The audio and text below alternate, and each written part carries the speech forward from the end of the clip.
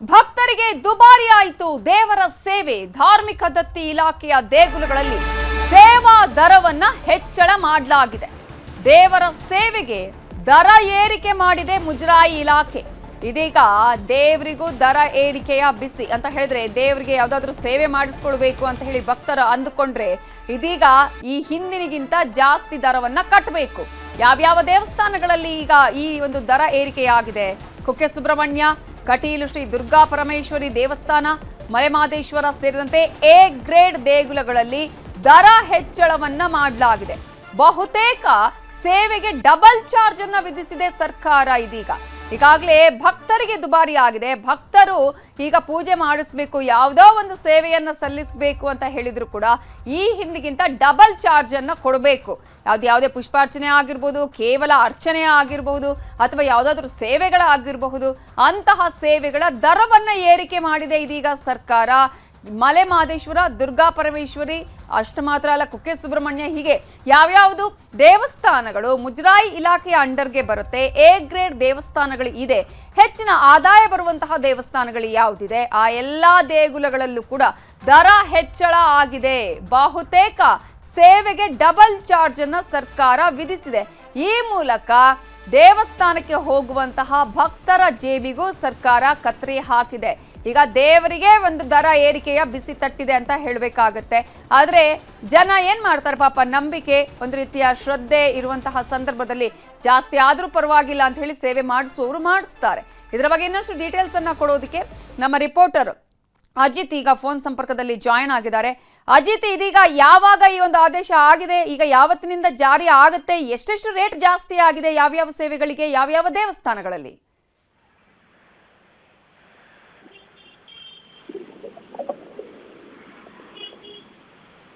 ಅಜಿತ್, ನನ್ನ ವಾಯ್ಸ್ ಕೇಳಿಸ್ತಾ ಇದೆಯಾ? ಅಜಿತ್, ನನ್ನ ವಾಯ್ಸ್ ಕೇಳಿಸ್ತಾ ಇದೆಯಾ? ಆದ್ರೆ ಈಗ ಯಾವ್ಯಾವ ದೇವಾಲಯಗಳಲ್ಲಿ ಎಷ್ಟೆಷ್ಟು ದರವನ್ನ ಹೆಚ್ಚಳ ಮಾಡಲಾಗಿದೆ, ಯಾವ್ಯಾವ ಸೇವೆಗಳಿಗೆ ಜಾಸ್ತಿ ಮಾಡಲಾಗಿದೆ?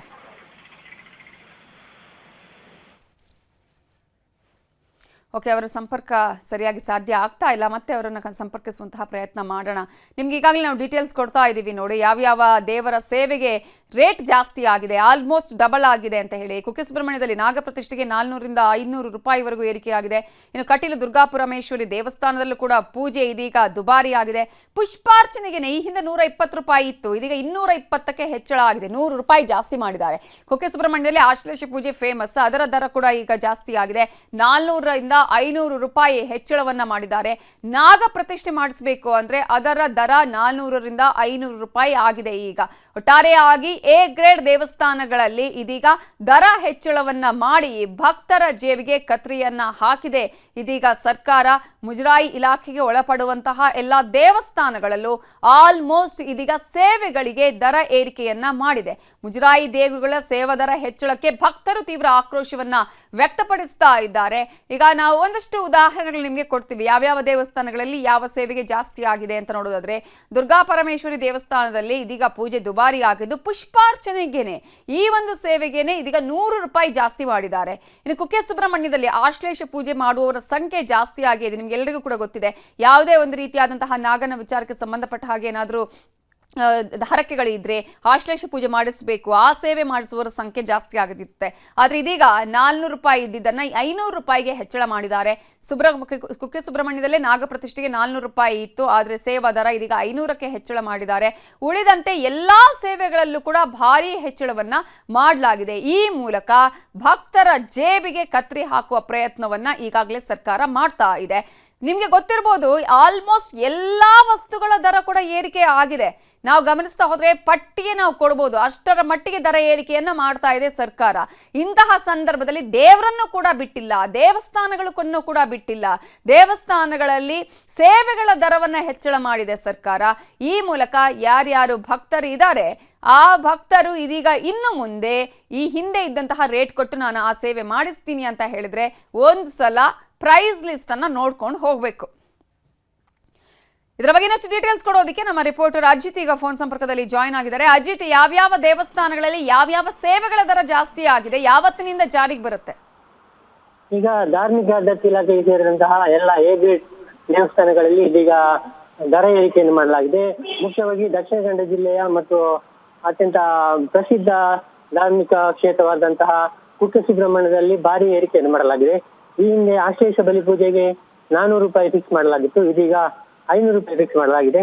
ಅದೇ ರೀತಿ ನಾಗ ಪ್ರತಿಷ್ಠೆಗೆ 400 ರೂಪಾಯಿ ಇದ್ದದ್ದು 500 ರೂಪಾಯಿ ಮಾಡಲಾಗಿದೆ. ಮತ್ತು ಈಗ ಈ ಸರ್ಪ ಸಂಸ್ಕಾರ ಸೇವೆ ಅತ್ಯಂತ ಪ್ರಮುಖವಾದ ಸೇವೆ. ಈ ಒಂದು ಸೇವೆಯನ್ನು ಇದೀಗ 1 ವರ್ಷದ ಹಿಂದೆ 3600 ರೂಪಾಯಿ ಇತ್ತು, ಇದೀಗ ಈ ಒಂದು ಸೇವೆಗೆ 4800 ರೂಪಾಯಿಯನ್ನು ನಿಗದಿ ಮಾಡಲಾಗಿದೆ. ಅದೇ ರೀತಿ ಕಟೀಲ್ ದುರ್ಗಾ ಪರಮೇಶ್ವರಿ ದೇವಸ್ಥಾನದಲ್ಲಿ ಪುಷ್ಪಾರ್ಚನೆ ಸೇವೆಗೆ 120 ರೂಪಾಯಿ ನಿಗದಿಯಾಗಿತ್ತು, ಇದೀಗ 220 ರೂಪಾಯಿ ಮಾಡಲಾಗಿದೆ. ಅದೇ ರೀತಿ ಎಲ್ಲಾ ದೇವಸ್ಥಾನದಲ್ಲಿ ಕೂಡ ಈ ಒಂದು ದರವನ್ನು ಏರಿಕೆ ಮಾಡಿ ಭಕ್ತರ ಮೇಲೆ ಹೊರೆಯನ್ನು ಹಾರಿಸುವಂತ ಒಂದು ಪ್ರಯತ್ನದಲ್ಲಿ ಧಾರ್ಮಿಕ ಇಲಾಖೆ ಮುಂದಾಗಿದೆ. ಈ ಒಂದು ನಿರ್ಧಾರಕ್ಕೆ ಭಕ್ತರಿಂದ ಕೂಡ ಭಾರಿ ಆಕ್ರೋಶ ವ್ಯಕ್ತವಾಗ್ತಾ ಇದೆ. Navita. Okay, thank you Ajit ಡೀಟೇಲ್ಸ್ಗೆ. 1/10/2025 ಈ ದರ ಏರಿಕೆಗೆ ಬಂದಿದೆ. ಅಂದರೆ ಇನ್ನು ಯಾರಾದರೂ ಮುಂದಿನ ದಿನಗಳಲ್ಲಿ ದೇವಸ್ಥಾನಕ್ಕೆ ಹೋಗುವವರು ಈ ಒಂದು ದರವನ್ನು ನೀವು ಗಮನಿಸಬೇಕಾಗುತ್ತೆ. ಎ ಗ್ರೇಡ್ ದೇಗುಲಗಳಲ್ಲಿ ದರ ಹೆಚ್ಚಳಿಕೆ ಮಾಡಿರೋದು ದಿನಾಂಕ 1/10/2025 ಮುಂದಿನ ತಿಂಗಳಿಂದ ಇದು ಅನ್ವಯ ಆಗುತ್ತೆ ಅಂತ ಹೇಳಿ ಈಗಾಗಲೇ ಅಲ್ಲಿ ರೇಟನ್ನು ಕೂಡ ಹಾಕಿದ್ದಾರೆ, ಬ್ಯಾನರನ್ನು ಅಲ್ಲಿ ಹಾಕಿದ್ದಾರೆ. ಆ ಬ್ಯಾನರ್ನಲ್ಲಿ ಎಷ್ಟು ದರ ಜಾಸ್ತಿ ಆಗಿದೆ ಅಂದರೆ ಈ ಹಿಂದೆಗಿಂತ ಎಷ್ಟು ಆಗಿದೆ ಅಂತ ಹಾಕಿಲ್ಲ, ಅದರ ಬದಲಾಗಿ ಈ ಹಿಂದಿಗಿಂತ ಮುಂದೆ ನೀವು ಎಷ್ಟು ದರವನ್ನು ಕೊಡಬೇಕು ಅನ್ನೋದರ ಬಗ್ಗೆ ಈಗಾಗಲೇ ಅಲ್ಲಿ ಸೇವೆಯ ದರವನ್ನು ಹಾಕಲಾಗಿದೆ. ಪಂಚಕಜ್ಜಾಯಕ್ಕೆ 40 ರೂಪಾಯಿ, ಲಡ್ಡು ಪ್ರಸಾದಕ್ಕೆ 60 ರೂಪಾಯಿ, ಸೆಟ್ ಪ್ರಸಾದಕ್ಕೆ 150, ತೀರ್ಥ ಬಾಟ್ಲಿಗೆ 15, ತ್ರಿಮಧುರ ನೈವೇದ್ಯಕ್ಕೆ 90, ಹಾಗೆಯೇ ಸೀರೆ ಅಲಂಕಾರಕ್ಕೆ 70, ಸಹಸ್ರ ನಾಮಾರ್ಚನೆಗೆ 110, ಹೀಗೆ ಎಲ್ಲದರ ದರ ಕೂಡ ಏರಿಕೆಯಾಗಿದೆ.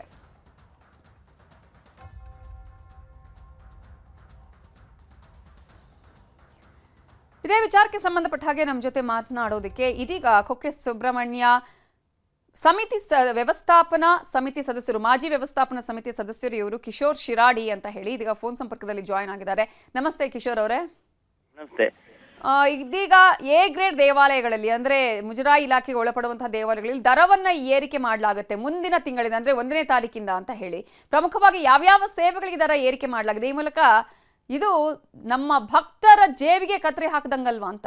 ಮೇಡಮ್, ಇದು ಈಗಾಗಲೇ ನೋಡಿ, ಆಶ್ಲೇಷ ಬಲಿ ಮತ್ತೆ ನಾಗಪ್ರತಿಷ್ಠೆ ಇಂಥ ಪೂಜೆಗಳನ್ನು ಸಾಮಾನ್ಯ ಜನರು ಮನೆಯಲ್ಲಿ ಕಷ್ಟ ಆಗ್ತದೆ, ಸಾವಿರಾರು ರೂಪಾಯಿ ಖರ್ಚು ಇದೆ ಅಂತ ಹೇಳಿ ಅದರದೇ ಜಾಗದ ಕುಕ್ಕೆ ಸುಬ್ರಹ್ಮಣ್ಯ ದೇವಸ್ಥಾನಕ್ಕೆ ಬಂದು ಮಾಡ್ತಾರೆ. ಈ ಸಂದರ್ಭದಲ್ಲಿ ಇವತ್ತು ಸರ್ಕಾರ ಅದು ಮಾಡಿದ್ದು ಖಂಡನೀಯ. ಯಾಕಂದ್ರೆ ಇವತ್ತು ಜನರು ಸಾಮಾನ್ಯ ಜನರು ಕೂಡ ದುಡಿದಂತ ಹಣದಲ್ಲಿ ಅಲ್ಲಿಗೆ ಪ್ರಯಾಣ ಮಾಡಿಕೊಂಡು ಬಂದು ಆ ಒಂದು ಭಕ್ತರಿಗಳು ಅಲ್ಲಿಯ ರೂಮ್ ಬಾಡಿಗಳನ್ನು ಕಟ್ಟಿ ಉಳಿದ ಖರ್ಚು ವೆಚ್ಚಗಳನ್ನು ನೋಡಿಕೊಂಡು ಸೇವೆಗೆ ಬಂದಿರುವುದು. ಇವತ್ತು ಹಿಂದೂ ಧಾರ್ಮಿಕ ಕ್ಷೇತ್ರ ಯಾವಾಗಲೂ ಉಚಿತ ಸೇವೆಗೆ ಆಗ್ಬೇಕು ಹೊರತು ಒಂದು ಹಣ ಮಾಡುವ ದಂಧೆಯ ಕ್ಷೇತ್ರವಾಗಬಾರದು. ಯಾಕೆಂದ್ರೆ ಜನಸಾಮಾನ್ಯರಿಗೆ ಇವತ್ತು ನೋಡಿ, ನಾವು ಮತಾಂತರದ ಬಗ್ಗೆ ಮಾತಾಡ್ತೀವಿ, ಅದು ಯಾಕೆ ಈ ರೀತಿ ಮತಾಂತರ ಎಲ್ಲ ಆಗ್ತದೆ ಅಂದ್ರೆ, ಈ ರೀತಿ ನಮ್ಮ ದೇವರನ್ನು ಪೂಜೆ ಮಾಡ್ಬೇಕಿದ್ರೆ ನಾವು ದುಡಿದಂತ ಸಂಪೂರ್ಣ ಹಣವನ್ನು ವೆಚ್ಚ ಮಾಡುವಂತ ಪರಿಸ್ಥಿತಿ ನಿರ್ಮಾಣ ಆಗಿರುವಾಗ ಎಲ್ಲಿ ಕಡಿಮೆಗೆ ನೆಮ್ಮದಿ ಸಿಗ್ತದೆ ಅಲ್ಲಿ ಜನರು ವಾಳ್ತಾರೆ. ಆದ್ದರಿಂದ ಈ ಸರ್ಕಾರ ಇವತ್ತು ಒಂದು ರೀತಿಯ ಹಿಂದೂ ಧರ್ಮವನ್ನು ಈ ರೀತಿಯ ಒಂದು ಬಿಸಿನೆಸ್ ಆಗಿ ಮಾಡಿಕೊಂಡು ಅದರಲ್ಲಿರುವಂತ ಶ್ರದ್ಧಾ ಭಕ್ತಿಯನ್ನು ಕಡಿಮೆ ಮಾಡುವಂತ ಪ್ರಯತ್ನ, ಮತ್ತೆ ಜನಸಾಮಾನ್ಯರಿಗೆ ಅಥವಾ ಹಿಂದೂಗಳಲ್ಲಿರುವಂತ ಯಾರು ಬಡವರಿದ್ದಾರೆ ಅವರಿಗೆ ದೇವರ ಹತ್ತಿರ ಹೋಗುವಂತದ್ದು ಇಲ್ಲದೆ ಆಗುವಂತ ಪರಿಸ್ಥಿತಿ ನಿರ್ಮಾಣ ಮಾಡುವುದು ಈ ಸರ್ಕಾರದ ಉದ್ದೇಶ. ಇದೊಂದು ಹಿಂದೂ ವಿರೋಧಿ ನೀತಿ ಅಂತಲೂ ನಾವು ಹೇಳ್ತೇವೆ. ಅಥವಾ ಹಿಂದೂ ಧರ್ಮವನ್ನು ಒಂದು ಅವನತಿಗೆ ತರುವಂತ ಪ್ರಯತ್ನದಲ್ಲಿ ಈ ಸರ್ಕಾರ ತೊಡಗಿಸಿಕೊಂಡಿದೆ ಅಂತ ನಮ್ಮ ಅಭಿಪ್ರಾಯ. ಕಿಶೋರ್ ಶಿರಾಡಿ ಅವರೀಗ ಅಟ್ಲೀಸ್ಟ್ ನಮ್ಗೊಂದು ಸ್ವಲ್ಪ ದುಡ್ಡಾಗ್ಲಪ್ಪ, ನಾವು ದೇವಸ್ಥಾನಕ್ಕೆ ಹೋದ್ರೆ ನಮಗೆ ಒಳ್ಳೇದಾಗತ್ತೆ ಅನ್ನುವಂತಹ ನಂಬಿಕೆ ಜೊತೆಗೆ ಏನೋ ಒಂದೊಂದಷ್ಟು ಹರಕೆಗಳಿರುತ್ತೆ, ಅಥವಾ ಯಾರೋ ಒಂದು ರೀತಿಗೆ ನೀವು ಈ ಒಂದು ಸೇವೆಯನ್ನ ಮಾಡಿಸಿದ್ರೆ ನಿಮ್ಗೆ ಒಳ್ಳೇದಾಗಬಹುದು ಅನ್ನೋದನ್ನ ಕೂಡ ಹೇಳುವಂತಹ ಆಧ್ಯಾತ್ಮಿಕ ಚಿಂತಕರಿದ್ದನ್ನ ಅದನ್ನ ಕೇಳ್ಕೊಂಡು ಹೋಗುವವರು ಇರ್ತಾರೆ. ಏನೋ ಕಷ್ಟನೋ ನಷ್ಟನೋ ಹೋಗಿ ಮಾಡ್ಸೋಣಪ್ಪ ಒಂದು ನಂಬಿಕೆ ಇರುತ್ತೆ, ಆದ್ರೆ ಆ ನಂಬಿಕೆಗೆ ಇಲ್ಲಿ ಪೆಟ್ಟು ಬಿದ್ದಂಗ ಆಗ್ತಾ ಇಲ್ವಾ ಅಂತ ಈ ರೀತಿ ದರ ಏರಿಕೆ ಮಾಡೋದ್ರ ಮೂಲಕ? ತಾವು ಹೇಳಿದ 100% ಸತ್ಯ. ಯಾಕೆಂದ್ರೆ ತಾವು ಸುಬ್ರಹ್ಮಣ್ಯದಲ್ಲಿ ಗಮನಿಸಿದ್ರೆ ಎಷ್ಟೋ ಜನ ಬಸ್ ಅಲ್ಲಿ ಬಂದಿರ್ತಾರೆ, ಬಸ್ ಸಿಗದಂತ ಸಂದರ್ಭದಲ್ಲಿ ಉಳಿದ ಗಾಡಿ ಪ್ರಯಾಣ ಮಾಡಿ ಹಣ ಖರ್ಚಾಗಿರ್ತದೆ, ಪುನಃ ಹೋಗ್ಲಿಕ್ಕೆ ಅವರಿಗೆ ಹಣವೇ ಇರುವುದಿಲ್ಲ. ಈ ಸಂದರ್ಭದಲ್ಲಿ ಅಲ್ಲಿ ಯಾರ ಹತ್ರ ಆದ್ರೂ ದಾನಿಗಳ ಹತ್ರ ಕೇಳ್ಕೊಂಡು ಬಸ್ ಊರಿಗೆ ಹೋಗಿ ನಂತರ ಕಳಿಸಿದಂತ ಉದಾಹರಣೆ ಕೂಡ ಇದೆ. ಆದ್ರೆ ಇವತ್ತು ಈ ರೀತಿಯ ದರ ಎಚ್ಚರ ಆಗುವುದರಿಂದ ಈ ಆಶ್ಲೇಷ ಬಲಿ ಅಂತ ಒಂದು ದೊಡ್ಡ ಪೂಜೆ ಆಗಿರ್ಬೋದು ಅಥವಾ ನಾಗಪ್ರತಿಷ್ಠೆ ಇಂಥದನ್ನು ಮಾಡುವಂತ ಅವಕಾಶ ಸಿಗದಾಗಿ ವಂಚಿತರಾಗುವಂತದ್ದು ಅನೇಕ ಸಾಧ್ಯತೆಗಳಿದೆ. ಇದೊಂದು ವಿಪರ್ಯಾಸ ಮೇಡಮ್. ಧನ್ಯವಾದಗಳು ಕಿಶೋರ್ ಶಿರಾಡಿ ಅವರೇ ನ್ಯೂಸ್ 18 ಜೊತೆ ಮಾತನಾಡಿದ್ದಕ್ಕಾಗಿ. ಸೊ ಈಗಾಗಲೇ ಭಕ್ತರ ಒಂದು ಭಾವನೆಗಳು ಇದು, ಯಾಕಂದ್ರೆ ನಾವು ದೇವಸ್ಥಾನಕ್ಕೆ ಹೋಗೋದು ಯಾಕೆ, ಒಂದು ದೇವಸ್ಥಾನಕ್ಕೆ ಹೋದರೆ ನೆಮ್ಮದಿ ಸಿಗುತ್ತೆ ಅನ್ನುವಂಥದ್ದು, ಇನ್ನೊಂದು ನಂಬಿಕೆ. ಇಂತಹ ಸಂದರ್ಭದಲ್ಲಿ ಇದೀಗ ಸೇವೆಯನ್ನ ಮಾಡಬೇಕು ಅನ್ನುವಂತಹ ಸಂದರ್ಭದಲ್ಲೂ ಕೂಡ ಅದರಲ್ಲೂ ಮುಜರಾಯಿ ದೇವಸ್ಥಾನಗಳಲ್ಲಿ ಈ ರೀತಿ ದರವನ್ನ ಏರಿಕೆ ಮಾಡಿರೋದು ಖಂಡನೀಯ ಅನ್ನುವಂತಹ ವಿಚಾರವನ್ನ ಈಗಾಗಲೇ ಭಕ್ತರು ಹೇಳ್ತಾ ಇದ್ದಾರೆ. ಇದಕ್ಕೆ ಸರ್ಕಾರ ಯಾವ ರೀತಿಯಾದಂತಹ ಸ್ಪಷ್ಟನೆಯನ್ನ ಕೊಡತ್ತೆ, ಏನ್ ಹೇಳುತ್ತೆ ಸರ್ಕಾರ ಅನ್ನೋದನ್ನ ನಾವಿಲ್ಲಿ ನೋಡಬೇಕಾಗತ್ತೆ. ಇನ್ನು ಚಿತ್ರದುರ್ಗ ರೇಣುಕಾಸ್ವಾಮಿ ಕೊಲೆ ಪ್ರಕರಣಕ್ಕೆ ಸಂಬಂಧಪಟ್ಟ ಹಾಗೆ ಪ್ರಕರಣದಿಂದ ಕೈ ಬಿಡುವಂತೆ ಇಬ್ಬರು ಆರೋಪಿಗಳು ಅರ್ಜಿಯನ್ನ ಹಾಕಿದ್ದಾರೆ. ಆರೋಪಿಗಳಾದ ದೀಪಕ್ ಮತ್ತು ಪ್ರದೋಷ್ ಇದೀಗ ಅರ್ಜಿಯನ್ನ ಸಲ್ಲಿಸಿದ್ದಾರೆ. 57ನೇ ಸಿಟಿ ಸಿವಿಲ್ ಕೋರ್ಟ್ನಲ್ಲಿ ಅರ್ಜಿಯ ವಿಚಾರಣೆಯಾಗಿದೆ. ಆರೋಪಿಗಳ ಅರ್ಜಿಗೆ ಎಸ್ಪಿಪಿ ಆಕ್ಷೇಪಣೆಯನ್ನ ಸಲ್ಲಿಸಿದ್ದಾರೆ.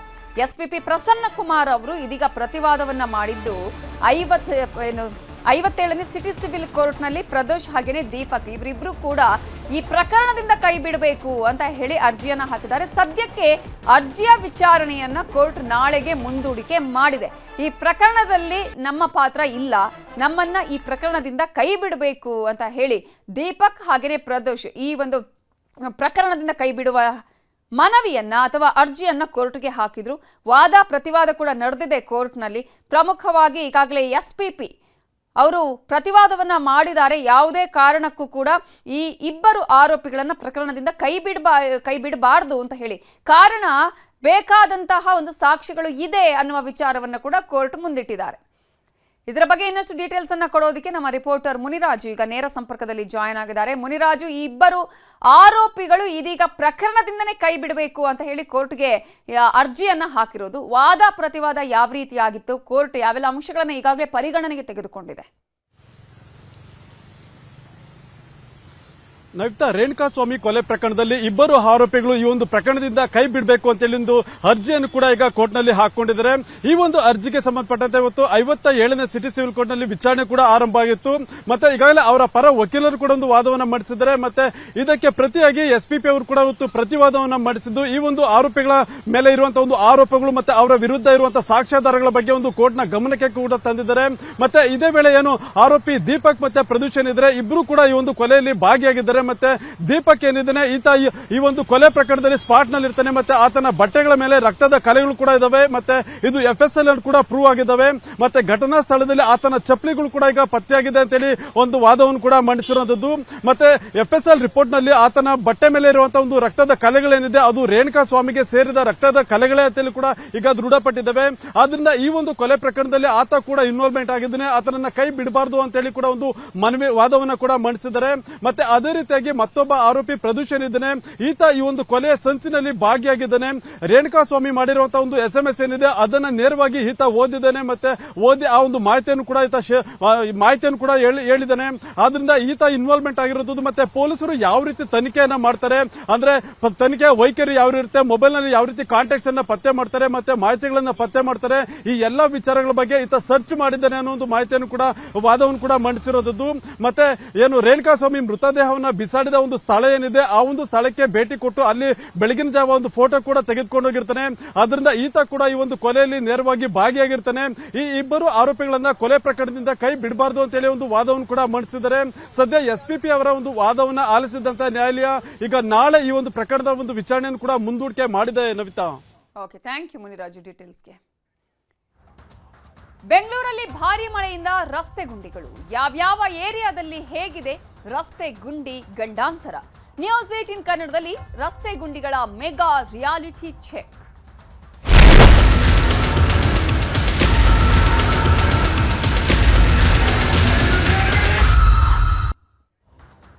ಬೆಂಗಳೂರಲ್ಲಿ ಭಾರಿ ಮಳೆ ಸುರಿತಾ ಇದೆ. ನಿರಂತರವಾಗಿ ಮಳೆ ಸುರಿತಾ ಇರುವಂತಹ ಪರಿಣಾಮವಾಗಿ ಜನಜೀವನ ಅಸ್ತವ್ಯಸ್ತ ಆಗಿದೆ. ಆದ್ರೆ ನಾವೀಗ ಹೇಳೋದಕ್ಕೆ ಹೊರಟಿರೋದು ಬೆಂಗಳೂರಿನ ರಸ್ತೆ ಗುಂಡಿಗಳ ಪರಿಸ್ಥಿತಿ. ರಸ್ತೆ ಗುಂಡಿಗಳು ಯಾವ ರೀತಿಯಾಗಿದೆ ಅಂತ ಹೇಳಿದ್ರೆ ಕಿಲೋಮೀಟರ್ ಗಟ್ಲೆ ಬರೀ ರಸ್ತೆಯಲ್ಲಿ ಗುಂಡಿಗಳೇ ಕಾಣಿಸ್ತಾ ಇದೆ. ನಿಗದಿತ ಟೈಮ್ಗೆ ಆಫೀಸಿಗೆ ತಲುಪಲಾಗದೆ ಜನ ಒದ್ದಾಟವನ್ನ ಮಾಡ್ತಾ ಇದ್ದಾರೆ. ಮೊದಲೆಲ್ಲ ಒಂದು ಪ್ಲೇಸ್ಗೆ ಹೋಗ್ಬೇಕು ಅಂತ ಹೇಳಿದ್ರೆ 1 ಗಂಟೆ ಟೈಮ್ ತಗೊಂಡ್ರೆ ಈಗ 2 ಗಂಟೆ, 2.5 ಗಂಟೆ, 3 ಗಂಟೆ ಆ ರೀತಿಯಾದಂತಹ ಪರಿಸ್ಥಿತಿ ಇದೆ. ಬೆಂಗಳೂರಿನ ರಸ್ತೆ ಗುಂಡಿಗಳ ಬಗ್ಗೆ ಉದ್ಯಮಿಗಳು ಬೇಸರ ವ್ಯಕ್ತಪಡಿಸಿದ್ದಾರೆ. ಹಾಗಾದ್ರೆ ಯಾವ್ಯಾವ ಏರಿಯಾದಲ್ಲಿ ರಸ್ತೆ ಗುಂಡಿ ಹೇಗಿದೆ, ಏನೆಲ್ಲ ಗಂಡಾಂತರ ಆಗಿದೆ, ಯಾವೆಲ್ಲ ಅವಾಂತರಗಳಾಗಿದೆ, ಏನೆಲ್ಲ ಸಮಸ್ಯೆಗಳಾಗಿದೆ ಇದರಿಂದ. ನ್ಯೂಸ್ 18 ಕನ್ನಡದಲ್ಲಿ ರಸ್ತೆ ಗುಂಡಿಗಳ ಮೆಗಾ ರಿಯಾಲಿಟಿ ಚೆಕ್ ಅನ್ನ ನಿಮ್ಮ ಮುಂದೆ ಇಡ್ತಾ ಇದ್ದೀವಿ. ನಾಗರಬಾವಿ ಸರ್ಕಲ್ ಔಟರ್ ರಿಂಗ್ ರೋಡ್ನ ಒಂದು ದೃಶ್ಯವನ್ನ ನಿಮಗೆ ತೋರಿಸ್ತೀವಿ. ಇಲ್ಲಿ ಹೆಸರಿಗೆ ಮಾತ್ರ ಔಟರ್ ರಿಂಗ್ ರೋಡ್ ಇದು. ರಿಂಗ್ ರೋಡ್ ಅಲ್ಲಿ ಹೆಜ್ಜೆ ಹೆಜ್ಜೆಗೂ ಗುಂಡಿಗಳೇ ಇದೆ. ಗುಂಡಿಗಳ ದರ್ಬಾರ್ ಎಷ್ಟರ ಮಟ್ಟಿಗೆ ಗುಂಡಿಗಳಿದೆ ಅಂತ ನೋಡಿ, ನಾವು ನಿಮಗೆ ತೋರಿಸ್ತಾ ಇದ್ದೀವಿ. ಅಲ್ಲಿ ಕಂಪ್ಲೀಟ್ ಆಗಿ ರೋಡಿನ ಬದಲು ಗುಂಡಿಯೇ ಇದೆ. ಅಲ್ಲಿ ರಸ್ತೆಯಲ್ಲಿ ಗುಂಡಿ ಇದೆ ಆದ್ರೆ ಓಕೆ, ಆದ್ರೆ ಇದು ಗುಂಡಿಯಲ್ಲೇ ರಸ್ತೆ ಅನ್ನುವ ಪರಿಸ್ಥಿತಿ ಇದೆ. ಇನ್ನು ಜೀವ ತೆಗೆಯೋದಕ್ಕೆ ರೆಡಿ ಆಗಿರೋದು ಸುಮ್ಮನಹಳ್ಳಿ ಬ್ರಿಡ್ಜ್ ಬಳಿನ ಗುಂಡಿಗಳು. ಇಲ್ಲಿ ಡೇಂಜರ್ ಗುಂಡಿಗಳಿದೆ, ಅದನ್ನು ಕೂಡ ನಿಮಗೆ ನಾವು ತೋರಿಸ್ತಾ ಇದ್ದೀವಿ.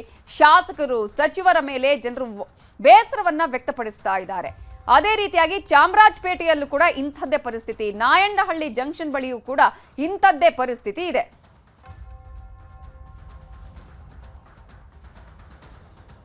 ಇನ್ನು ಡಾಕ್ಟರ್ ರಾಜ್ಕುಮಾರ್ ರಸ್ತೆಯಲ್ಲೂ ಗುಂಡಿಗಳದ್ದೇ ದರ್ಬಾರ್.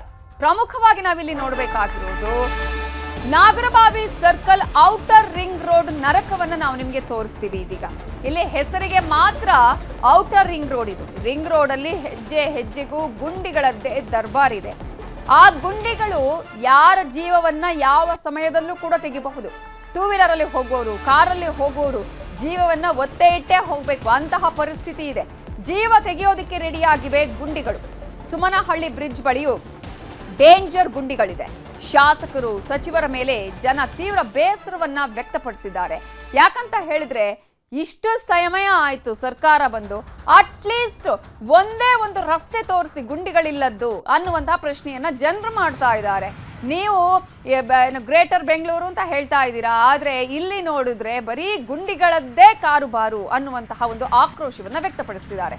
ಇನ್ನು ಡಾಕ್ಟರ್ ರಾಜ್ಕುಮಾರ್ ರಸ್ತೆಯಲ್ಲೂ ಗುಂಡಿಗಳದ್ದೇ ದರ್ಬಾರ್. ಯಾಮಾರಿದ್ರೆ ವೆಹಿಕಲ್ ಸ್ಕಿಡ್ ಆಗೋದು ಗ್ಯಾರಂಟಿ. ಮೆಜೆಸ್ಟಿಕ್ ಸಂಪರ್ಕಿಸುವ ಪ್ರಮುಖ ರಸ್ತೆಯಲ್ಲಿ ಗುಂಡಿಗಳೇ ತುಂಬಿಕೊಂಡಿದೆ. ಹಾಗಾದ್ರೆ ಇಲ್ಲಿನ ಪರಿಸ್ಥಿತಿ ಏನು ಅನ್ನೋದ್ರ ಬಗ್ಗೆ ನಮ್ಮ ರಿಪೋರ್ಟರ್ ಶರಣು ಹಂಪಿ ಇದೀಗ ಮಾಹಿತಿಯನ್ನು ಕೊಟ್ಟಿದ್ದಾರೆ, ನೋಡೋಣ. ನಾಗರಬಾವಿ ಸರ್ಕಲ್ ನ ಔಟರ್ ರಿಂಗ್ ರೋಡ್ ಏನಿದೆ, ಈ ಔಟರ್ ರಿಂಗ್ ರೋಡ್ ಆಲ್ಮೋಸ್ಟ್ ಹೆಜ್ಜೆ ಹೆಜ್ಜೆಗೂ ಕೂಡ ಪಾಟ್ ಹೋಲ್ಗಳಿದಾವೆ. ಈ ರಸ್ತೆಯಲ್ಲಿ ಆಟೋ, ಬೈಕು, ದೊಡ್ಡ ದೊಡ್ಡ ವೆಹಿಕಲ್ಗಳು ಕೂಡ ಅತಿಯಾದಂತ ಸ್ಪೀಡ್ ಅಲ್ಲಿ ಬರ್ತಾ ಇರ್ತದೆ. ಯಾಕಂದ್ರೆ ಸಹಜವಾಗಿ ಔಟರ್ ರಿಂಗ್ ರೋಡ್ ಆಗಿರೋ ಕಾರಣಕ್ಕಾಗಿ. ಬಟ್ ಇಲ್ಲಿರುವಂತ ಪಾಟ್ ಹೋಲ್ಗೆ ಸಹಜವಾಗಿ ಎಲ್ಲರೂ ಕೂಡ ತುಂಬಾ ಸ್ಲೋ ಅಲ್ಲೇ ಹೋಗ್ಬೇಕು, ಇಲ್ಲದೆ ಇದ್ರೆ ಆಕ್ಸಿಡೆಂಟ್ ಆಗೋದಂತೂ ಗ್ಯಾರಂಟಿ, ಕನ್ಫರ್ಮ್. ಆ ರೀತಿಯಾದಂತ ಸಿಚುವೇಶನ್ ಇದೆ. ಈಗ ವೆಹಿಕಲ್ಗಳ ಮೂವ್ಮೆಂಟ್ ಕೂಡ ಎಷ್ಟು ಸ್ಲೋ ಆಗ್ತಿದೆ ಅನ್ನೋದು ಕೂಡ ಕಂಡು ಬರ್ತಾ ಇದೆ. ನಾನು ನಿಂತಿರುವಂತ ಜಾಗ ಏನಿದೆ, ನೀವು ಸರೌಂಡಿಂಗ್ಸ್ ನೋಡ್ತಾ ಹೋದ್ರೆ ಅದೇ ರೀತಿಯಾದಂತ ಸಿಚುವೇಶನ್ ಇರೋದು. ಇನ್ನು ಬಲಭಾಗದಲ್ಲಿ ಫುಟ್ಪಾತ್ ಏನಾದ್ರು ಸರಿ ಇದೆಯಾ ಅಂತ ನೋಡಿದ್ರೆ ಅದು ಕೂಡ ಇಲ್ಲ. ಯಮಸ್ವರೂಪಿಯಾದಂತ ಫುಟ್ಪಾತ್ಗಳಿದಾವೆ. ಇಲ್ಲಿಯ ಜನರು ಕೂಡ ಎಷ್ಟು ರೋಸತ್ ಹೋಗಿದ್ದಾರೆ ಅಂದ್ರೆ ಅವರೇ ಮಾತಾಡ್ತಾರೆ, ಏನ್ ಹೇಳ್ತಾರೆ ಅಂತ. ಸರ್ ಹೇಗಿದೆ ಸರ್? ಸ್ವಾಮಿ, ಅದ್ಯಾರೋ ಇದು ಕಮಿಷನರ್ ಬೆಂಗಳೂರಿನಲ್ಲಿ 4,000 ಗುಂಡಿ ಇದೆ, 3,000 ಮುಚ್ಚಿದೀವಿ, 1,000 ಇದೆ ಅಂತಾರೆ. ಒಂದೊಂದು ರೋಡ್ ಅಲ್ಲಿ 1,000 ಗುಂಡಿ ಇದಾವೆ. ಬೈಕಲ್ಲಿ ಹೋಗೋರು ಅವಾಯ್ಡ್ ಮಾಡ್ಕೊಂಡು ಹೋಗುವಾಗ ನಮ್ಮ ಕಾರಿಗೆ ಅಡ್ಡ ಬರ್ತಾರೆ. ನಾವು ಅದನ್ನ ಅವಾಯ್ಡ್ ಮಾಡೋಕ್ಕೂ ಆಗಲ್ಲ. ನಾವು ಕಾರಿಗೆ ಅಡ್ಡ ಮಾಡ್ರೆ ಹಿಂದಿಂದ ಹಾರ್ನ್ ಹೊಡಿತಾನೆ. ದರಿದ್ರ BBMP ಅಥವಾ ನಮ್ದು ರೋಡ್, ಬೆಂಗಳೂರು ರೋಡ್ ಅಂತ ನೋಡಿದ್ರೆ ನಿಜವಾಗ್ಲೂ ಎಲ್ಲ ಇದು ಯಮಪಾತಕ್ಕೆ ಹೋಗುವಾಗಿದೆ. ಇದು ದಿವಸ 100 ಗುಂಡಿ ಅಂತಾರೆ, ಮುಚ್ಚಿದೀವಿ ಅಂತಾರೆ. ಎಲ್ಲ ಗುಂಡಿ ಮತ್ತೆ 200 ಗುಂಡಿ ಬೀಳ್ತಾ ಇದಾವೆ. ಆ ಕ್ವಾಲಿಟಿ ಆಫ್ ಕನ್ಸ್ಟ್ರಕ್ಷನ್ ಏನು ಚೆನ್ನಾಗಿಲ್ಲ. ಬೇಸತ್ತು ಹೋಗಿದ್ದಾರೆ ಬೆಂಗಳೂರು ಜನಗಳು. ಇದಕ್ಕೆ ಈಗ ನಿನ್ನೆ IT ಕಂಪನಿನೂ ಹೋಗ್ತಿದೆ, ಸುಪ್ರೀಂ ಕೋರ್ಟ್ ಹೋಗ್ತಿದೆ, ಹೈಕೋರ್ಟ್ ಹೋಗ್ತಿದೆ. ಆದ್ರೂ ಇವರಿಗೆ BBMPಗೆ ಬುದ್ಧಿ ಬರುತ್ತಾ ಇಲ್ಲ. ಬಹುಶಃ ಇನ್ಯಾರು ಹೋಗಿದ್ರೆ ಬುದ್ಧಿ ಬರುತ್ತೆ ಅಂತ ಸರ್. ಇನ್ನು ದೇವರೇ ಬಂದು ಹೋಗಿಬೇಕು, ಅಥವಾ ಇನ್ನು ಬೀದಿ ನಾಯಗಳು ಬಂದು ಹೋಗಿಬೇಕೇನಾ? ಇವರಿಗೆ ಈ ಬುದ್ಧಿ ಬರೋದೇ ಇಲ್ಲ ಈ ಜನಗೆ, ಇದಕ್ಕೆ BBMPಗೆ. ಮತ್ತೆ ಎಲ್ಲಾ ಕಡೆ ಅಗದು ಹಾಕಿದ್ದಾರೆ. ಅಲ್ಲಿ ಇದು ವಿದ್ಯಾಪೀಠ, ಅಲ್ಲಿ ಬ್ಯಾಂಕ್ ಕಾಲೋನಿ, ಅದನ್ನ ಕ್ಲೀನ್ ಮಾಡ್ಲಿಕ್ಕೆ ಇವರಿಗೆ 1 ವರ್ಷ ಬೇಕು. ಅಗಲಿಕ್ಕೆ ಒಂದೇ ದಿವಸ ಎಲ್ಲ ಊರು ತುಂಬಾ ಅಗದಾಕ್ತಾರೆ. ಅದನ್ನ ಕ್ಲೀನ್ ಮಾಡಲ್ಲ, ಮಣ್ಣು ಎತ್ತಲ್ಲ, ನಾವು ಸೈಡಿಗೆ ಹೋಗಕ್ಕಾಗಲ್ಲ. ಟ್ರಾಫಿಕ್ ಜಾಮು ಎಲ್ಲಾ ಕಡೆ. 5 ಗಂಟೆ ಮೇಲೆ ಓಡಾಡಕ್ಕೆ ಆಗಲ್ಲ, ಅಷ್ಟು ಟ್ರಾಫಿಕ್ ಜಾಮ್ ಇದೆ. ಯಾರ ರಿಪೋರ್ಟಿಗೆ ಅವ್ರು ಕೇರ್ ಮಾಡಲ್ಲ. ದಯವಿಟ್ಟು ಇದನ್ನು ಸ್ವಲ್ಪ ರೋಡ್ ಸ್ವಲ್ಪ ಕ್ಲೀನ್ ಮಾಡಿಸ್ಕೊಡಿ ಬೆಂಗಳೂರಲ್ಲಿ. ಅಷ್ಟು ರೋಸತ್ ಹೋಗಿದ್ದಾರೆ. ಆ ರೀತಿಯಾದಂತ ಸಿಚುವೇಶನ್ ಇದೆ. ಯಾಕಂದ್ರೆ ಹಗಲು ರಾತ್ರಿ ನೀವು ಮಳೆ ಬಂತಂದ್ರಂತೂ ಈ ರಸ್ತೆಯಲ್ಲಿ ಸಾಧ್ಯನೇ ಇಲ್ಲ. ತುಂಬಾ ಹೆವಿ ಸ್ಪೀಡ್ ಅಲ್ಲಿ ವೆಹಿಕಲ್ ಗಳ ಮೂವ್ಮೆಂಟ್ ಆಗ್ತಾ ಇರ್ತದೆ. ಇಂಥ ಸಂದರ್ಭದಲ್ಲಿ ಈ ರೀತಿಯಾಗಿ ಹೆಜ್ಜೆ ಹೆಜ್ಜೆಗೂ ಕೂಡ ಪಾಟ್ ಹೋಲಿದ್ರೆ ಈ ರಸ್ತೆಯಲ್ಲಿ ಹೋದ್ರೆ ನಿಜವಾಗ್ಲೂ ಕೂಡ ಜೀವ ಉಳಿಯುತ್ತಾ? ಖಂಡಿತವಾಗಿ ಕೂಡ ಇಲ್ಲ. ಇನ್ನು ಡಾಕ್ಟರ್ ರಾಜ್ಕುಮಾರ್ ರಸ್ತೆಯಲ್ಲೂ ಗುಂಡಿಗಳ ದರ್ಬಾರ್ ಮುಂದುವರೆದಿದೆ. ಯಾಮಾರಿದ್ರೆ ವೆಹಿಕಲ್ ಸ್ಕಿಡ್ ಆಗೋದು ಗ್ಯಾರಂಟಿ. ಮೆಜೆಸ್ಟಿಕ್ ಸಂಪರ್ಕ ಮಾಡುವಂತಹ ಪ್ರಮುಖ ರಸ್ತೆಯಲ್ಲಿ ಗುಂಡಿಗಳೇ ಗುಂಡಿಗಳು. ನಾವು ಪ್ರತಿ ಒಂದು ರೋಡಲ್ಲೂ ನಿಮಗೆ ತೋರಿಸ್ತೀವಿ ಎಷ್ಟರ ಮಟ್ಟಿಗೆ ಗುಂಡಿಗಳಿದೆ ಅನ್ನೋದು. ಪ್ರತಿಯೊಬ್ಬ ಪ್ರಯಾಣಿಕನಿಗೂ ಗೊತ್ತಿರುತ್ತೆ, ಪ್ರತಿಯೊಬ್ಬ ಸವಾರನಿಗೂ ಗೊತ್ತಿರುತ್ತೆ ಅವರು ಹೋಗುವಂತಹ ರೋಡ್ನ ಪರಿಸ್ಥಿತಿ ಏನಿದೆ ಅಂತ. ತೋರಿಸುವ ಅವಶ್ಯಕತೆ ಇಲ್ಲ, ಆದ್ರೆ ಸರ್ಕಾರವನ್ನ ಎಚ್ಚರಿಸಬೇಕಾದಂತಹ ಪರಿಸ್ಥಿತಿ ಅನಿವಾರ್ಯ ಈಗ. ಇದು ಕಾರಣ ಸರ್ಕಾರದಲ್ಲಿ ಅಥವಾ ಕಮಿಷನರ್ ಆಗಿರ್ಬೋದು ಅಥವಾ DCM ಹೇಳ್ತಾರೆ ಗುಂಡಿಗಳೇ ಇಲ್ಲ ಅನ್ನುವ ರೀತಿಯಾಗಿ. ಆದ್ರೆ ಇಲ್ಲಿ ಗುಂಡಿಮಯ ಆಗಿ ಹೋಗ್ಬಿಟ್ಟಿದೆ, ಮುಚ್ಚಿದ ಗುಂಡಿಗಳು ಆದ್ರೆ ಮತ್ತೆ ಬಾಯಿ ತೆರಿತಾ ಇವೆ. ಸುಬ್ರಹ್ಮಣ್ಯ ನಗರದ ರಸ್ತೆಯೇ ಕಿತ್ತು ಹೋಗಿ ಅಧ್ವಾನ ಹೋಗಿದೆ. ಸರ್ಕಾರಕ್ಕೆ ಬೈದುಕೊಂಡೇ ವಾಹನ ಓಡಿಸ್ತಾ ಇದ್ದಾರೆ ಸವಾರರು. ಇದರ ಬಗ್ಗೆ ನಮ್ಮ ರಿಪೋರ್ಟರ್ ಶರಣು ಹಂಪಿ ರಿಯಾಲಿಟಿ ಚೆಕ್ ಮಾಡಿದ್ದಾರೆ, ನೋಡಿ. ನಾವೀಗ ರಾಜಾಜಿನಗರದ ಸುಬ್ರಹ್ಮಣ್ಯ ನಗರದ ರಸ್ತೆಯಲ್ಲಿದ್ದೀವಿ. ಇಲ್ಲಿಂದ ಅಪ್ ಟು ಡಾಕ್ಟರ್ ರಾಜ್ಕುಮಾರ್ ರಸ್ತೆವರೆಗೂ ಕೂಡ ಇದೇ ರೀತಿಯಾದಂತಹ ಪರಿಸ್ಥಿತಿ ಇದೆ. ಹೆಜ್ಜೆ ಹೆಜ್ಜೆಗೂ ಕೂಡ ಪಾಟ್ ಹೋಲ್ಗಳು ಇರೋದು ಕಂಡು ಬರ್ತಾ ಇದೆ. ಮುಂಭಾಗದಲ್ಲಿ ಪ್ರೈವೇಟ್ ಹಾಸ್ಪಿಟಲ್ ಇದೆ. ನಿಮಗೆ 4 ರಸ್ತೆಗಳು ಸರ್ಕಲ್, ಪ್ರಮುಖವಾದಂತಹ ಸರ್ಕಲ್ಗಳು ಬರುತ್ತೆ. ಹೆವಿ ವೆಹಿಕಲ್ ಮೂವ್ಮೆಂಟ್ ಇರುವಂತ ಈ ರಸ್ತೆಯಲ್ಲಿ ಈ ರೀತಿಯಾಗಿ ಹೆಜ್ಜೆ ಹೆಜ್ಜೆಗೂ ಕೂಡ ಪಾಟ್ ಹೋಲ್ ಇದ್ರೆ ವೆಹಿಕಲ್ಗಳಾದ್ರೂ ಮೂವ್ಮೆಂಟ್ ಆಗೋದು ಹೇಗೆ? ನಿಜವಾಗ್ಲೂ ಕೂಡ ಪ್ರತಿಯೊಬ್ಬರು ಇಲ್ಲಿರುವಂತ ವಾಹನ ಸವಾರರು ಪ್ರತಿಯೊಬ್ಬರು ಕೂಡ ಬೈಕೊಂಡು ಟ್ರಾವೆಲ್ ಮಾಡಬೇಕಾದಂತ ಪರಿಸ್ಥಿತಿ ಇದೆ. ಇಲ್ಲೊಬ್ಬ ವಾಹನ ಸವಾರದ್ರೆ ಅವ್ರನ್ನೇ ಮಾತಾಡ್ಸೋಣ. ಸರ್, ಅಪ್ ಟು ರಾಜ್ಕುಮಾರ್ ರಸ್ತೆವರೆಗೂ ಕೂಡ ಇದೇ ರೀತಿ ಸಿಚುವೇಶನ್ ಎಲ್ಲ ಕಿತ್ತೋಗ್ಬಿಟ್ಟಿದೆ. ಆ ರೋಡ್ ನೋಡಿದ್ರೆ ಯಾವ್ದು ಆ ರೋಡ್ ನ ಇದು ಮಾಡ್ತವ್ರೆ, ಟ್ಯಾಪಿಂಗ್ ಈ ರೋಡ್ ನ ಒಂದೇ ಒಂದು ಇದ್ರಲ್ಲಿ ಬಿಟ್ಟವ್ರೆ. ಹೆಂಗೆ ಇವರು ಏನು ಪ್ಲಾನಿಂಗ್ ಇಲ್ವಾ ಸರ್ಕಾರಕ್ಕೆ? ಇವಾಗ ಇಷ್ಟೊಂದು ಟ್ರಾಫಿಕ್ ಬರ್ತೈತೆ, ಒಂದ್ ವೇ ಬಿಟ್ರೆ ಎಲ್ಲೋ ಇನ್ ಬೇರೆ ವೆಹಿಕಲ್ ಎಲ್ಲೋಗ್ಬೇಕು. ಇದು ಮೇನ್ ಮೆಜೆಸ್ಟಿಕ್ ಹೋಗೋದು ಇದೇ ಮೇನ್. ಇದನ್ನ ಹಿಂಗ್ ಮಾಡ್ಬಿಟ್ರೆ ಇವ್ರಿಗೇನ್ ತಲೆನೇ ಇಲ್ಲ. ಆ ಮಿನಿಸ್ಟ್ರು ಅಧಿಕಾರಿಗಳು ಏನ್ ಮಾಡ್ತಾರೆ? ದನ ಕಾಯ್ತಾರ ಅವರು? ಇವಾಗೆಲ್ಲ ಪ್ಲಾನಿಂಗ್ ಇಲ್ವಾ? ಬೆಂಗಳೂರು ಅಂದ್ರೆ ಏನ್ ತಿಳ್ಕೊಂಡ್ಬಿಟ್ಟವ್ರೆ? ಇಂಟರ್ನ್ಯಾಷನಲ್ ಸ್ಟ್ಯಾಂಡರ್ಡ್ ಬ್ರ್ಯಾಂಡ್ ಬೆಂಗಳೂರು ಮಾಡ್ತೀವಿ ಅಂತ ಇಲ್ಲ. ಇದು ಅದು ಯಾವ ಬೆಂಗಳೂರು ಅಂತ ಹೇಳಕ್ಕಲ್ಲ. ಏನು ಆ ಪದ ಗೊತ್ತಿಲ್ಲ ನನಗೆ. ಕಚಡ ಬೆಂಗಳೂರು ಮಾಡ್ತಾವ್ರೆ. ಯಾವ ಬೆಂಗಳೂರು ಹೇಳಿ? ನೋಡಿ, ನಾನು 2 ವೀಲರ್ನಲ್ಲಿ ದಿಗ್ಲು ಎದ್ರಕೊಂಡು ಬರ್ತಾ ಇದ್ದೀನಿ. ಈ ತರ ದೊಡ್ಡ ದೊಡ್ಡ ಗುಂಡಿ ಬಿಟ್ಬಿಟ್ಟು ಯಾಕೆ ಈ ತರ ಮಾಡ್ತಾವ್ರೆ? ಕೇಳೋರಿಲ್ಲ, ಹೇಳೋರಿಲ್ಲ, ಲೂಟ್ ಹೊಡಿತಾ ಇದಾರೆ. ಇದೇನ್ ಸರ್ಕಾರನ ಇದು? ಯಾರಿಗೂ ಮಾನ ಮರ್ಯಾದೆ ಏನಿಲ್ಲ sir. Okay, thank you. So ಈ ರೀತಿ ರಸ್ತೆ ಇರೋದು, ರಸ್ತೆನೇ ಆಲ್ಮೋಸ್ಟ್ ಆಗಿ, ಯಾಕಂದ್ರೆ ಒಂದ್ ಸೈಡಿಗೆ ನೋಡ್ತಾ ಹೋದ್ರೆ 1 ತಿಂಗಳ ಹಿಂದೀಚೆಗಷ್ಟೇ ಮಾಡಿರುವಂತದ್ದು ಆಲ್ಮೋಸ್ಟ್ ಎಲ್ಲದು ಕೂಡ ಕಟ್ ಮಾಡಿರೋ ರೀತಿಯಾಗಿ ಕೊರೆದು ಹೋಗಿದೆ. ಇನ್ನು ಕೆಳಭಾಗದಲ್ಲಿ, ಇನ್ನು ಮುಂಭಾಗದಲ್ಲಿ ನೋಡ್ತಾ ಹೋದ್ರೆ ಎಲ್ಲದು ಕೂಡ ಪ್ಯಾಚ್ ವರ್ಕ್. CC ರೋಡ್ ಎಲ್ಲ ಕೂಡ ಆಗಿತ್ತು, ಅದು ಕೂಡ ಕಂಡು ಬರ್ತಾ ಇದೆ. ಈ ರೀತಿಯಾದಂತಹ ಸಿಚುವೇಶನ್ ಇರೋದು ರಾಜಾಜಿನಗರದ ಸುಬ್ರಹ್ಮಣ್ಯ ನಗರದಲ್ಲಿರುವಂತಹ ಪ್ರಮುಖವಾದಂತಹ ರಸ್ತೆ. ಅಪ್ ಟು ಡಾಕ್ಟರ್ ರಾಜ್ಕುಮಾರ್ ರಸ್ತೆವರೆಗೂ ಕೂಡ ಇದೇ ರೀತಿಯಾದಂತಹ ಸಿಚುವೇಶನ್ ಇದೆ. ಪ್ರಮುಖವಾಗಿ ಮೆಜೆಸ್ಟಿಕ್ ಹೋಗುವಂತ ರಸ್ತೆ ಪರಿಸ್ಥಿತಿ ಹೀಗಿದ್ರೆ ಇನ್ನು ಉಳಿದಂತ ರಸ್ತೆಗಳ ಪರಿಸ್ಥಿತಿ ಹೇಗಿರ್ಬೋದು? ರಸ್ತೆ ಗುಂಡಿಗಳ ಬಗ್ಗೆ ಮಾಜಿ DCM ಅಶ್ವಥ್ ನಾರಾಯಣ್ ಕಿಡಿಕಾರಿದ್ದಾರೆ. ಅನೇಕರು ಭಾರತವನ್ನ ಬೆಂಗಳೂರು ಮೂಲಕ ನೋಡ್ತಾರೆ. ಡೆಡ್ಲೈನ್ ಕೊಟ್ಟರು ರಸ್ತೆ ಗುಂಡಿಗಳನ್ನ ಮುಚ್ಚಲ್ಲ. ನಾವು ಕುಂದುಕೊರತೆ ಅಂತ ಹೇಳಿದಾಗ ಸರ್ಕಾರಕ್ಕೆ ಸಹಿಸಿಕೊಳ್ಳೋದಿಕ್ಕಾಗೋದಿಲ್ಲ. ಆದ್ರೆ ಬೆಂಗಳೂರು ಮೂಲಕನೇ ಭಾರತವನ್ನ ನೋಡುವಂತಹ ಪರಿಸ್ಥಿತಿ ಇದೆ. ಅಂತಹ ಸಂದರ್ಭದಲ್ಲಿ ಬೆಂಗಳೂರಿನ ಪರಿಸ್ಥಿತಿ ಹೇಗಿದೆ? ರಸ್ತೆ ಗುಂಡಿಗಳಿಂದ ಮುಚ್ಚಿ ಹೋಗಿದೆ. ಡೆಡ್ಲೈನ್ ಕೊಟ್ಟರೂ ಕೂಡ ರಸ್ತೆಯನ್ನ ಸರಿ ಮಾಡಲ್ಲ. ನಾವು ಕುಂದುಕೊರತೆ ಹೇಳಿದಾಗ ಸಹಿಸಿಕೊಳ್ಳೋದಿಕ್ಕೂ ಕೂಡ ಆಗೋದಿಲ್ಲ. IT-BT ಕಂಪನಿಗಳ ಬಗ್ಗೆ ಅತ್ಯಂತ ಬೇಕಾಬಿಟ್ಟಿಯಾಗಿ ಮಾತಾಡ್ತಾರೆ. ಈಗಾಗಲೇ IT-BT ಕಂಪನಿಗಳು ಇಲ್ಲಿಂದ ಹೋಗ್ತೀವಿ ಅನ್ನುವಂತಹ ವಿಚಾರವನ್ನ ಹೇಳಿದಾಗ ಬೇಜವಾಬ್ದಾರಿಯ ಹೇಳಿಕೆಗಳನ್ನ ಕೊಡ್ತಾರೆ ಅಂತ ಹೇಳಿ DCM DKಶಿ ಬಗ್ಗೆ ಅಶ್ವಥ್ ನಾರಾಯಣ್ ಆಕ್ರೋಶವನ್ನ ವ್ಯಕ್ತಪಡಿಸಿದ್ದಾರೆ. ಯಾವಾಗ ಅವರನ್ನ ಬಯಲಿಗೆಳೆದು ವ್ಯಕ್ತಪಡಿಸಿದಾಗ, ಕುಂದುಕೊರತೆಯನ್ನು ಹೇಳಿದಾಗ, ಗ್ರೀವಿಯನ್ಸ್ ಅನ್ನ ಹೇಳಿದಾಗ ಅದನ್ನ ಸಹಿಸ್ಕೊಳಕ್ಕಾಗಲ್ಲ. ಬೇಕಿದ್ರೆ ಇರಿ, ಬೇಕಿಲ್ಲದೆ ಹೋಗಿ. ಅವರೇನು 9 ವರ್ಷ ಆ ಒಂದು ಕಂಪನಿಯ ವ್ಯಕ್ತಿ 9 ವರ್ಷ ಸತತವಾಗಿ ಈ ಅನಾನುಕೂಲತೆಯನ್ನು ಎದುರಿಸಿ ಏನೊಂದು ಭರವಸೆದಾಯಕವಾಗಿರುವಂತಹ ಒಂದು ನಗರ, ಉತ್ತಮವಾಗಿರುವಂತಹ ನಗರ, ಒಂದು ಒಳ್ಳೆ ಭವಿಷ್ಯವನ್ನು ಕಾಣಬಹುದು ಅನ್ನುವಂಥ ದೃಷ್ಟಿಯಲ್ಲಿ ಈ ನಗರದಲ್ಲಿ ತಮ್ಮ ಕಂಪನಿಯ ಪ್ರಾರಂಭವನ್ನು ಮಾಡಿರ್ತಾರೆ. ಅವರಿಗೆ ನೀವು ಬೇಕಿದ್ರೆ ಇರ್ಬೋದು, ಬೇಕಿಲ್ಲದೆ ಹೋಗ್ಬೋದು ಅಂದ್ರೆ ಯಾವ ರೀತಿ ನಡವಳಿಕೆ, ಯಾವ ಸಂಸ್ಕೃತಿ, ಯಾವ ಜನಪರವಾಗಿರೋ ಸರ್ಕಾರ ಮಾತಾಡುವಂತ ಮಾತುಗಳ, ಈ ದುರಹಂಕಾರದ ಮಾತುಗಳನ್ನ ಬಿಟ್ಟು ತಗ್ಗಿ ಬಗ್ಗಿ ಜನಪರವಾಗಿ ಕೆಲಸ ಮಾಡಿ ನಿಮ್ಮ ಕಾರ್ಯ ಆಗಿದೆ, ಆಯ್ತು, ಸಮಸ್ಯೆ ಆಗಿದೆ, ನಾವು ಸರಿಪಡಿಸ್ತೀವಿ, ವಿಶ್ವಾಸನ ನಾನು ಕರೆದು ಮಾತಾಡ್ಸಲ್ಲ. ಏನಾಗಾದ್ರೆ ಕರೆದು ಮಾತಾಡ್ಸಲ್ಲ ಅಂದ್ರೆ ಯಾವ ರೀತಿ ಸರ್ಕಾರ ನಿಮ್ದು? ಇದೇ ತಿಂಗಳ 28ರಂದು ನ್ಯೂಸ್ 18 ಕನ್ನಡ ಬೆಂಗಳೂರಿನ ಅತಿ ದೊಡ್ಡ ಫಿಟ್ನೆಸ್ ಹಬ್ಬ ಆಯೋಜಿಸಿದೆ. ನಮ್ಮ ರನ್ ಹೆಸರಿನ ಈ ಫಿಟ್ನೆಸ್ ಹಬ್ಬದಲ್ಲಿ ಮಕ್ಕಳಿಂದ ಹಿಡಿದು ಅಜ್ಜಿವರೆಗೂ ಎಲ್ಲ ವಯೋಮಾನದವರು ಭಾಗವಹಿಸುವುದಕ್ಕೆ ಅವಕಾಶವಿದೆ. ಭಾಗವಹಿಸಿದ ವಿಜೇತರಾದವರಿಗೆ ಆಕರ್ಷಕ ಬಹುಮಾನ ಕೂಡ ನೀಡಲಾಗುತ್ತೆ. ನಮ್ಮ ರನ್ ಫಿಟ್ನೆಸ್ ಹಬ್ಬಕ್ಕೆ ನೋಂದಣಿ ಕೂಡ ತುಂಬಾ ಸುಲಭ.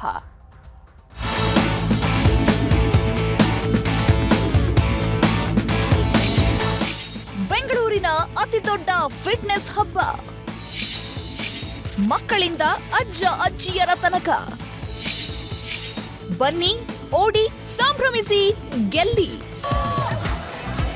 ಬೆಂಗಳೂರು ನಗರದ ಅತಿದೊಡ್ಡ ಫಿಟ್ನೆಸ್ ಹಬ್ಬ ನಮ್ಮ ರನ್ 2025 ನ್ಯೂಸ್ 18 ಕನ್ನಡ ಆಯೋಜಿಸಿದೆ. ಇದೇ ತಿಂಗಳ ಅಂದ್ರೆ ಸೆಪ್ಟೆಂಬರ್ 28ರ ಭಾನುವಾರ ಬೆಂಗಳೂರಿನ ಅತಿದೊಡ್ಡ ಫಿಟ್ನೆಸ್ ಹಬ್ಬ ನಡೆಯಲಿದೆ. 6 ವರ್ಷದ ಮಕ್ಕಳಿಂದ 100 ವರ್ಷದ ಅಜ್ಜ ಅಜ್ಜಿಯವರೆಗೆ ಎಲ್ಲರೂ ಭಾಗವಹಿಸಬಹುದು.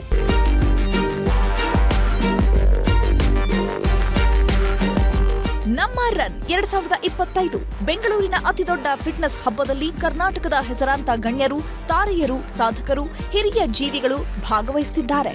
ಈ ಓಟದಲ್ಲಿ ಭಾಗವಹಿಸುವ ಎಲ್ಲ ವಯೋಮಾನದ ವಿಜೇತರಿಗೆ ಆಕರ್ಷಕ ಬಹುಮಾನ ಕೂಡ ಇದೆ.